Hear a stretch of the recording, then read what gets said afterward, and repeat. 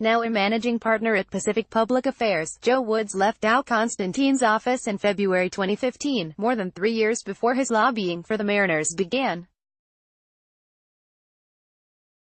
When the Mariners set out this year to secure $180 million in public funds from King County for Safeco Field upgrades, they added a key player to their lineup. Seeking a portion of the county's hotel-motel tax revenue as part of a 25-year lease extension at the ballpark, the team hired Joe Woods, King County executive Dow Constantine's former deputy chief of staff and longtime senior aide, to lobby Constantine and the county council.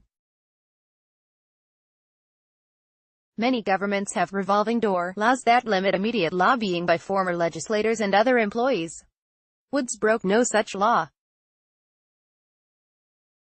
Now a managing partner at Pacific Public Affairs, he left Constantine's office in February 2015, more than 3 years before his lobbying for the Mariners began. King County's ethics code prohibits former employees for 1 year from assisting in any action in which they participated at the county. Constantine has proposed allocating the $180 million to Safeco Field, but the deal has yet to be sealed. This week, a council member abruptly dropped her support and introduced a competing proposal to use most of the money for affordable housing. The Mariners have contracted with Pacific Public Affairs on various issues for more than 20 years, said Rebecca Hale, Director of Public Relations. The team selected Woods, paying him $15,000, primarily because he is a very smart guy, she said.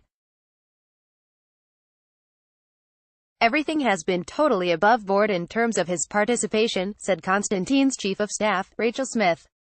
The county should probably provide better public access to lobbying records, Smith added.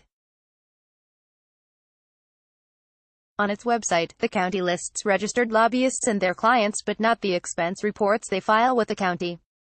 The Mariners paid Woods $5,000 monthly for April, May and June, according to an expense report. The team used no other lobbyists. Those were crucial months for the Mariners, who had negotiated terms with the Public Facilities District for Safeco Field. Email records indicate Woods carried out basic tasks.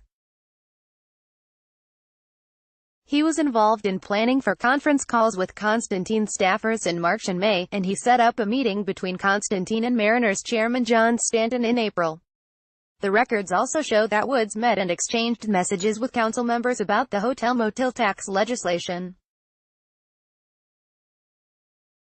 Constantine announced the legislation May 23 and 3 council members sponsored it. But Councilmember Jean Cole-Wells withdrew her name from the legislation Tuesday, under pressure from housing advocates. The council next meets on the issue on August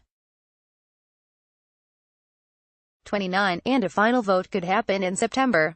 The reality is that government and legislative processes are complex and Pacific Public Affairs helps people understand the rules and navigate them, Woods said in an email.